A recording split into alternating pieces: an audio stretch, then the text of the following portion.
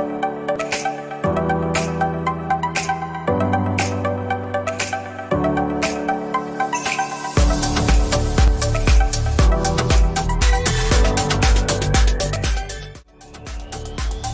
Hi, Angel. Good to see you. Likewise. Good to see you. So we are here today because we've been receiving a lot of messages from our C-level counterparts online on LinkedIn and other sources and other meetings and gatherings that we organize almost every single week. And if you had to summarize, what's top of mind right now of most of the C-level executives in the organizations in the world regarding of the industry, what would you say? Angel, other than some of the obvious ones like Amazon and Apple and some of the digital companies who are doing very well under the current situation, the significant majority of companies are just focusing on preserving capital, staying afloat, not running out of cash, and just re-engineering the way they do things.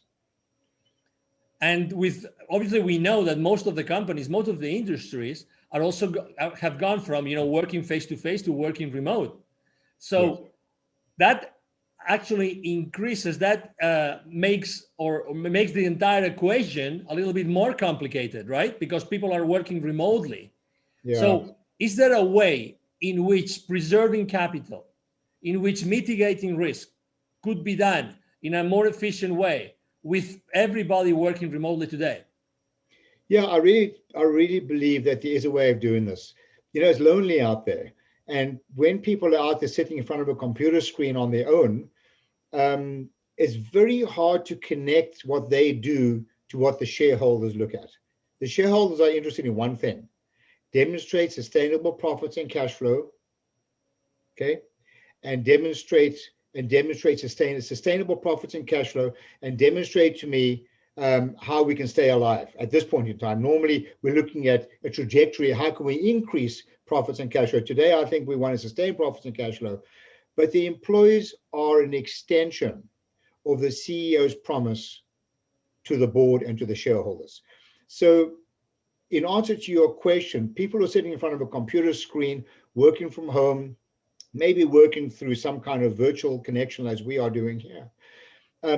It's very lonely out there. And how do you really get them focused on connecting their activities to shareholder expectation? That comes with education. And another issue here, Angel, is that people tend to think of numbers in isolation. They tend to have silo thinking. So for example, people focus on increasing sales. But I like to use the expression, so what? Sales are up and we're busy, but what about operating costs? What about operating capital? What about cash flow? And if everybody understood the financial implications of what they did without thinking in a silo and could think the bigger picture, I really believe, and I've experienced this over and over again, that people's behavior and the way they think would actually change. In the last 25 years, you've trained more than 20,000 business operators and C-level executives in corporations all over the world of many different sizes, many different industries. Yeah. If you had to say that's something that they all have in common when you start working with them, what would you say you see? Do you think that in the beginning, everybody is aware of the consequences, of the implications of their decisions on a daily basis? Oh my word. I've tested thousands and thousands and thousands of people across the board, from entrepreneurs to C-level executives to CEOs of companies. And in my experience, non-financial operators and organizations are less than 40% financially literate, even at a basic level. Just what is the role of a P&L, balance sheet, some simple questions. Less than 40% financially literate. Can you imagine if people don't understand the financial implications of what they do and they work in a silo? Can you imagine how much profit is slipping through the cracks? And because basically they don't know what they don't know. It's a huge problem in organizations, Angel, across the board. Let me ask you a tricky question. Yeah. How many people in an organization do have signing power in their bank accounts? When I do workshops, and sometimes I speak at conferences and ask people to show me on their fingers, how many people have signing power? And they say 1, 5, 3. I said, you're all wrong. Everybody has signing power on your bank account. Your employees are the custodians of your company's profits. And they are an extension, in effect, of the pen that is signing the checks. The time that check gets signed, it's too late. So what are you going to do? Go back and tell someone, well, I'm not going to pay for this labor cost because we screwed up and had to do a rework on our job, or you overpaid a vendor, or we were inefficient. It's not going to happen. It's too late. You've got to deal with this at the root of the issue, not when you sign the checks. So yeah, everybody should have a clear understanding, especially now when they're working on with limited resources and cash availability. Now especially people should be aware of it and incentivize them accordingly. We are right now talking about being the custodians of the profitability of their own company.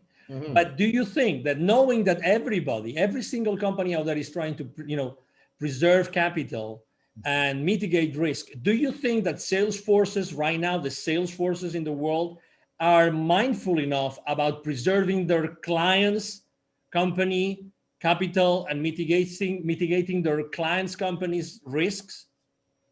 Great question. The answer clearly is absolutely not. I've often suggested to business operators, owners, to have this conversation with their salespeople and make a statement something like this. The moment you make a sale, you are part of your customer's problem.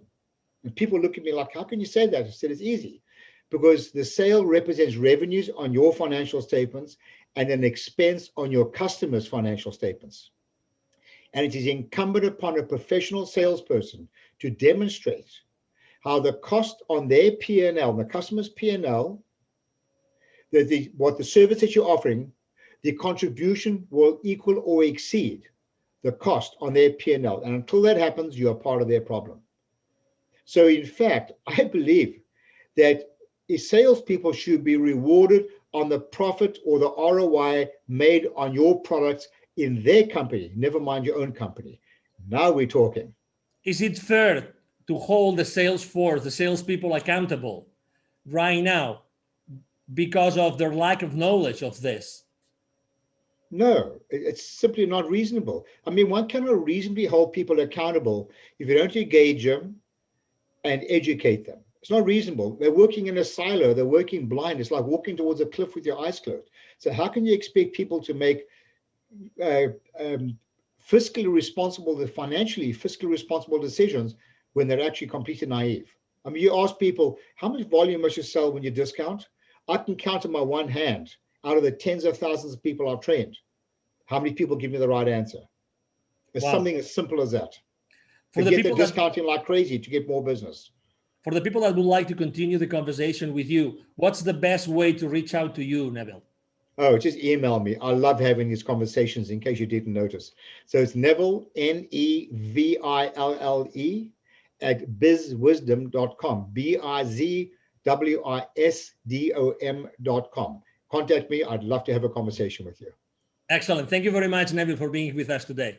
You're very welcome, Angel. It's always a pleasure.